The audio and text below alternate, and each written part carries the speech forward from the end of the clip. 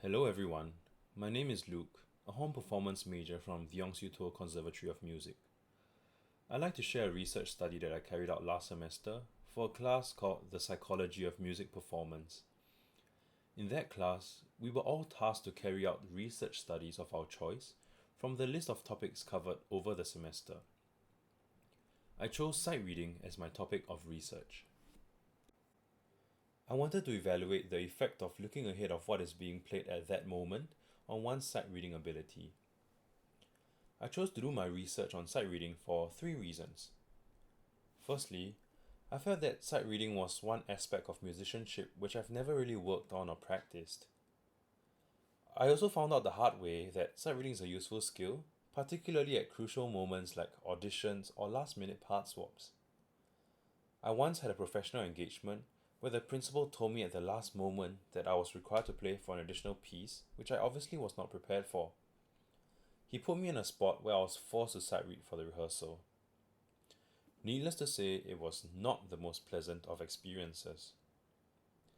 Lastly, as the school curriculum and schedule get more hectic, I often face myself not having enough time to fully prepare for rehearsals and coachings. This is where I feel that sight reading is ever so important. In order to conduct my research effectively, I came up with a hypothesis to evaluate. That learning to look ahead of what is being played at that moment would improve sight reading abilities, enabling one to sight read more accurately and at faster tempos. I came up with a full procedure to test and evaluate my hypothesis, and the procedure served to measure the following data.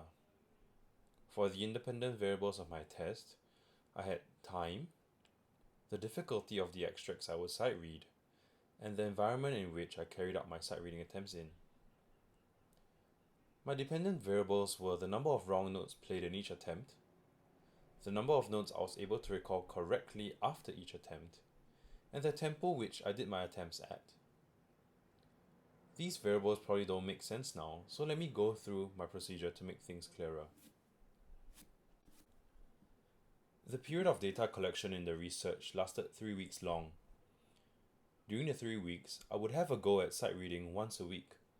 So once as a baseline at the start of the experiment, and then again at the end of weeks 1, 2, and 3.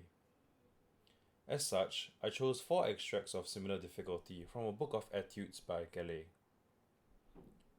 Before starting each weekly sight reading attempt, I would set a timer of 30 seconds and begin sight reading the excerpt. As soon as the timer went off, I forced myself to shut my eyes and see how many notes I was able to recall correctly after that. I video recorded each sight reading attempt so that I could review each attempt at a later time for data collection. As mentioned earlier in my dependent variables, I would firstly note down the number of wrong notes I played in each attempt. This was to measure how accurate my sight reading was. Next, I counted how many notes I was able to recall correctly after shutting my eyes. This was done so that I could measure how far ahead my eyes were looking compared to what I was playing. Lastly, I took down the estimated tempo at which I did the sight reading attempts at. During the 3 weeks of data collection, I tried as much as possible to practice sight reading for 10 minutes every day in hopes of improving my sight reading ability. By the end of the research, I had 4 sets of data.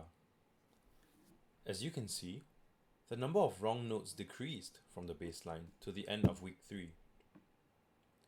The number of notes I was able to recall correctly after shutting my eyes was actually 0 in the baseline, but that also increased towards the end of the research.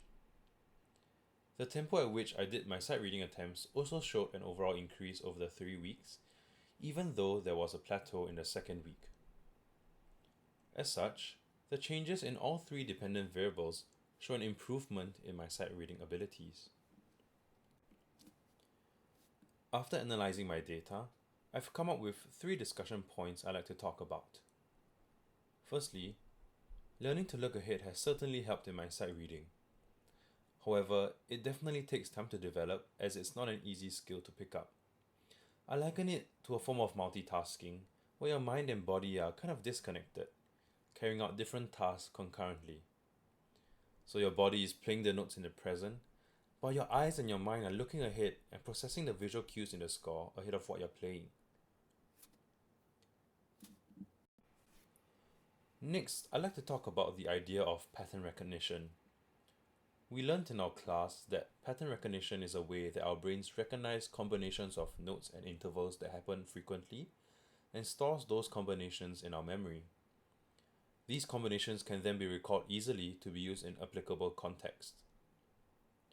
In the case of my research, in choosing extracts of similar difficulty, I ended up choosing extracts of the same key. That meant that I became very fluent in playing within that key, and as a result got used to the possible notes and intervals to expect. Another aspect of pattern recognition which I feel affected my note recollection was what Slodoba calls proofreader's error. It's basically being able to read through a sentence without noticing spelling errors as long as the words begin and end with the correct letters. In my sight reading attempts, I think that my ability to look ahead was quite like proofreader's error, where I didn't look much into detail, but instead just noticed the general shape of the upcoming notes. So for example, instead of seeing the notes A, C, D, and E, I instead just saw a string of ascending notes. It was only after working on my ability to look ahead that I was able to look ahead in closer detail, eventually leading to me recalling more notes correctly. Lastly, I was able to do more accurate predictions. Sight reading is a task which requires quite a bit of focus and concentration. So as the 3 weeks progressed, I started to get used to this whole online nature of sight reading. From there, I was able to pick up structures or even notice sequences in melodies while sight reading. This led me to make more informed and eventually more accurate predictions of what notes were coming up next. Though my research has its flaws, I nonetheless feel that the ability to look ahead has definitely helped improve my sight reading. But in working on my ability to look ahead, I've unknowingly also improved in other aspects which have benefited my sight reading. Thank you for your time.